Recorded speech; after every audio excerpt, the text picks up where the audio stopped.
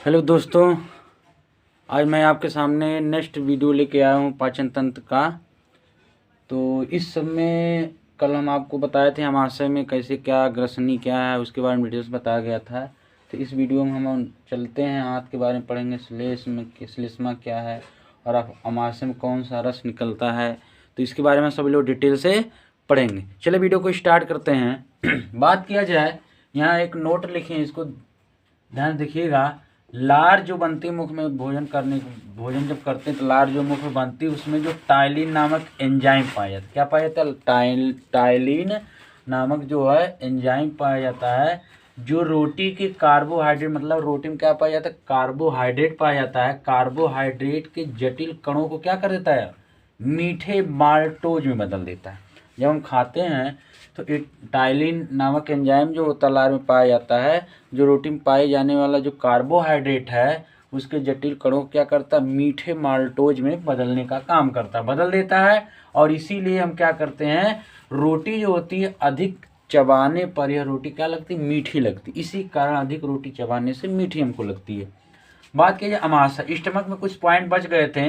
भोजन जो होता है अमाशय में देर तक स्थित रहता है और इसके दीवारों से जठर रस निकलता है। अमाशय की जो दीवार होती है, ये जो दीवार ऐसे होती है ये इस प्रकार से, इसमें जो होता है इसके दीवारों से जठर रस निकलता है। जठर रस जो होता है यह पाचक एंजाइम, जठर रस से और एंजाइम निकलते, पाचक एंजाइम HCl माने हाइड्रोक्लोरिक अम्ल निकलते हैं, श्लेष में पाए जाते हैं। इसमें मतलब पाचक एंजाइम हाइड्रोक्लोरिक अम्ल जिसको HCl कहते सूत्र होता है, श्लेष में निकलते हैं, जठर रस में पाए जाते हैं। जो हमारे अमाशय की दीवारों से निकलता है जठर रस, उसमें पाचक एंजाइम हाइड्रोक्लोरिक अम्ल श्लेष में पाए जाते हैं। पाचक एंजाइम की बात किया जाए, पाचक एंजाइम से पेप्सिन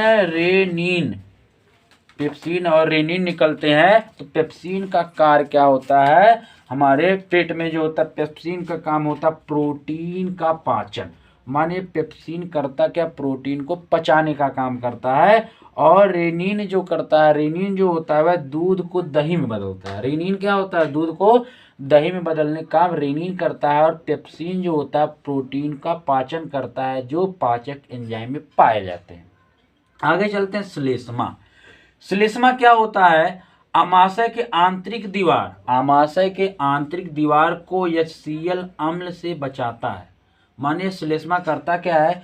जो हमारी इस आमाशय की दीवार से HCl माने HCl हाइड्रोक्लोरिक अम्ल जो निकलता है, उस हमारे आंतरिक दीवार से जो HCl निकलता है, यह श्लेष्मा करता क्या है? हमारी आमाशय की दीवार को बचाता है, हमारे आमाशय को बचाता है। अब HCl माने हाइड्रोक्लोरिक अम्ल का काम क्या होता है? यह भोजन के माध्यम को अम्लीय बना देता है। भोजन का जो माध्यम होता है उसको क्या करता है? अम्लीय बना देता है। और क्या करता है? सूक्ष्म जीवाणु, हमारे जब खाते हैं भोजन लेते हैं तो उसके साथ हमारे पेट के अंदर जो है सूक्ष्म छोटे छोटे जीवाणु चले जाते हैं, उनको यह जीवाणु को खत्म करने काम करता था, नष्ट करने काम करता है। और बात किया जाए, यह भोजन को सड़ने से भी बचाता है। हमारे आमाशय में जो भोजन रहता है स्थित कुछ दिनों तक, उसको सड़ने से भी बचाने का काम करता है हाइड्रोक्लोरिक अम्ल। अब आगे चलते हैं आंत। आमाशय यहाँ तक खत्म हो गया, अब चलते हैं आंत।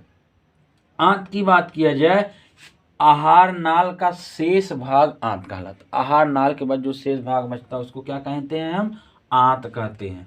आंत की बात किया जाए, आंत जो होती है हमारे पेट में, आप देखे होंगे ऐसे ऐसे ऐसे ऐसे, फिर ऐसे ऐसे इस प्रकार से रहती है। इसमें छोटी आंत ऐसे रहती है और बड़ी आंत जो चौड़ाई रहती है अधिक, और छोटी आंत की चौड़ाई क्या होती है? कम होती है। अभी आगे बताया जाएगा। तो बात किया जाए, आंत जो होती है वह कुंडली नुमा हमारे यहाँ गिड़राई ऐसे रहती है। और इसमें दो प्रकार की आंत होती, पहली होती छोटी आंत और दूसरी होती बड़ी आंत। आंत कितने प्रकार की होती है दोस्तों? दो प्रकार की, छोटी आंत और बड़ी आंत। अब बात किया जाए, जो छोटी आंत होती है इसकी लंबाई लगभग 5 से 6 मीटर होती है। कितना होती है? 5 से 6 मीटर लंबाई लगभग छोटी आंत की होती है। और इसकी चौड़ाई जो होती है 2.5 सेंटीमीटर मोटी होती है। मोटाई कितनी होती है छोटी आंत की? यह जो इसके अंदर छोटी आंत रहती है, बड़ी आंत के अंदर रहती है छोटी आंत, इसकी जो मोटाई होती है 2.5 सेंटीमीटर और इसकी लगभग लंबाई जो होती है 5 से 6 मीटर लंबी होती है छोटी आंत। अब बात यह छोटी आंत को भी 3 भागों में बांटा गया है। पहले कहते हैं ग्रहणी, मध्यांत्र और तीसरा होता है क्षुद्रांत। क्षुद्रांत, इस 3 भागों में बांटा गया छोटी आंत को। अभी हम इनके तीनों के बारे में हम सभी लोग डिटेल से समझेंगे। बड़ी आंत की बात किया, चौड़ाई इसकी क्या होती? अधिक होती। माने बड़ी आंत की जो चौड़ाई होती है अर्थात मोटाई जो होती है वह अधिक होती है, परंतु बड़ी आंत की जो लंबाई होती है वह कम होती है और छोटी आंत की लंबाई क्या होती है? बड़ी होती। चलिए स्क्रीन शॉट ले लीजिए, उसके बाद हम सभी लोग आगे चलते हैं।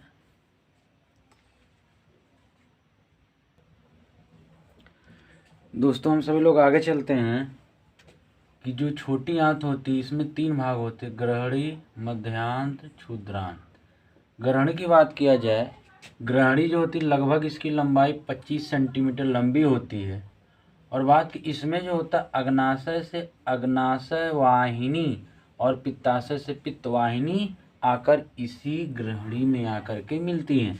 अग्नाशय से अग्नाशय वाहिनी और पित्ताशय से जो है पित्तवाहिनी आकर के इसी ग्रहणी में आकर के मिलती है। उसके मध्यांत की बात किया जाए, इस भाग में जो होता है भोजन का पाचन होता है। मध्यांत में ही भोजन का पाचन होता, भोजन पचता है। और क्षुद्रांत की बात किया, इस भाग में पचे भोजन का अवशोषण किया जाता है। पचे जो भोजन होता है उसका अवशोषण किया जाता, मतलब यह है जो पचा हुआ भोजन होता है उसमें से जो मिनरल्स लिक्विड चीज होते हैं उसको क्या करता है? क्षुद्रांत उसको अवशोषित करने का काम करता है। और बात करिए बड़ी आंत, बड़ी आंत में भी 3 प्रकार की होती है। एक होता है सीकम या उंडुक, इसको कहा जाता है सीकम या उंडुक, इसका दूसरा नाम है। बात के क्षुद्रांत के पास वाला यह भाग जो होता है बिना पचे भोजन से जल अवशोषित करता है। यह जो होता है बिना पचा हुआ जो भोजन होता उसमें जो जल पाया जाता, पानी पाया जाता, उसको अवशोषण करता है। और बात की लगभग यह 6 सेंटीमीटर लंबी होती है। इसकी लंबाई लगभग 6 सेंटीमीटर और चौड़ाई 7.5 सेंटीमीटर चौड़ी होती है। थैली नुमा होती है, थैली के आकार की थैली नुमा इसकी आकृति होती है। लंबाई 6 सेंटीमीटर और चौड़ाई चौड़ी जो होती है 7.5 सेंटीमीटर चौड़ी होती है, थैली नुमा होती है।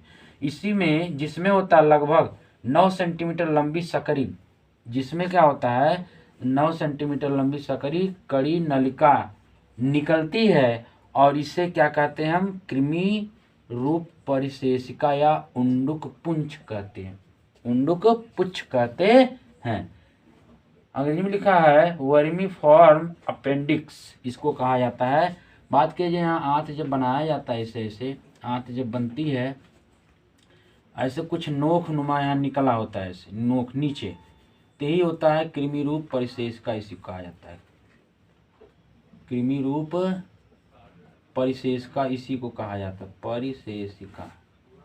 कृमि रूप परिशेषिका जो होती है, जो छोटी आंत बड़ी आंत होती है, बड़ी आंत के नीचे जो नुकीला टाइप निकला रहता है ऐसे ऐसे कुछ होता है ऐसे, तो इसी को कृमि रूप परिशेषिका कहते हैं। अब आते कोलन। कोलन की बात किया जाए, कोलन को दूसरे रूप में कहते हैं बृहदांत, बृहदांत। और बात किया जाए बृहदांत, यह जल का अवशोषण किया जाता है। माने कोलम के द्वारा जल का अवशोषण किया जाता है, माने यह जल का अवशोषण करता है जिससे बिना पचा भोजन जो होता है अर्ध ठोस में हो जाता है।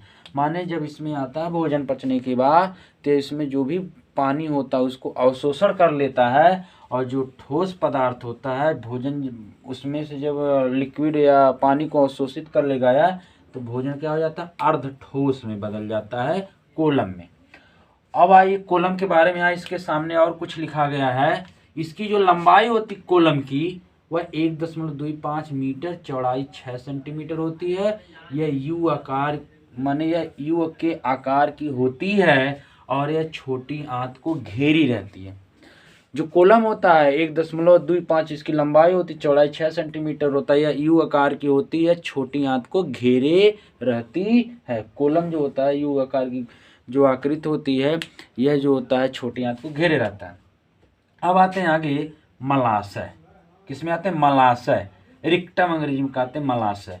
बात की मलाशय बिना पचा भोजन जो होता है, इसमें बिना पचा भोजन अर्ध ठोस मल के रूप में एकत्रित होता है। माने जो अर्ध ठोस बिना पचा भोजन होता है सूखा वाला, वह मल के रूप में एकत्रित होता है और गुदा द्वारा क्या होता है? बाहर निकल जाता है। जो सुबह में हम लोग शौचालय के माध्यम से उसको बाहर निकाल देते हैं। और बात किया जाए बाहर निकाल देते हैं। अब आते हैं यहाँ एक और पॉइंट्स हम लिखे हैं आपके सामने, कृमि रूप परिशेष का यहाँ शब्द आया था, इसके बारे में समझा जाए।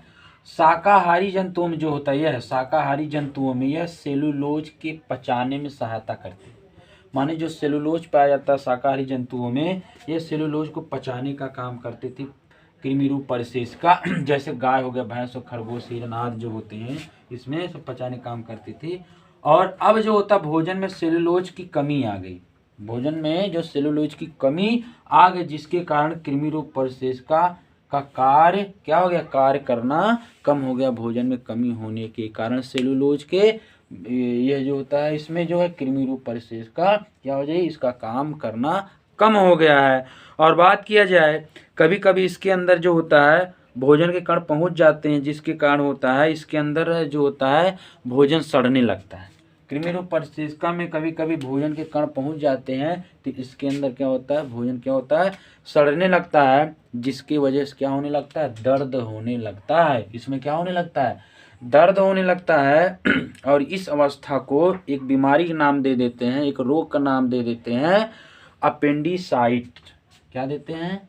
इस बीमारी का नाम क्या हो जाता है? माने कृमि रूप परिशेषिका में जब भोजन के कण पहुंच जाते हैं तो इसमें भोजन सड़ने लगता है। भोजन क्या करने लगता है? सड़ने लगता है, जिसके कारण कृमि रूप परिशेषिका में दर्द होने लगता है। इसी बीमारी क्या कहते हैं? अपेंडिसाइट।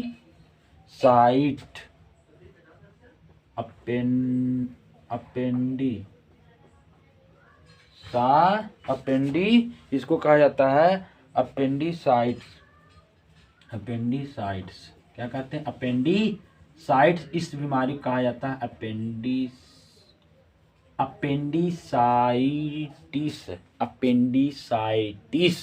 किस बीमारी का? तो जब कृमि रूप परिशेषिका में भोजन के कण पहुंच जाते हैं तो सड़ने लगता है, जिसके कारण दर्द होने लगता है, अपेंडिसाइटिस बीमारी हो जाती है।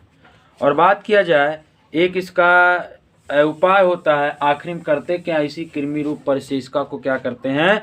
काट के निकाल देते हैं, ऑपरेशन करके निकाल देते हैं और इस बीमारी से क्या करते हैं? बच जाते हैं। तो दोस्तों इसी के साथ मैं इसी के साथ जो जितना पॉइंट्स आपको बता दिया गया है, इसके बाद आपको नेक्स्ट वीडियो मिलेंगे। स्क्रीनशॉट ले लीजिए। यदि वीडियो अच्छा है लाइक सब्सक्राइब अपने दोस्तों को भी शेयर करिएगा। Thank you. स्क्रीनशॉट ले लीजिए।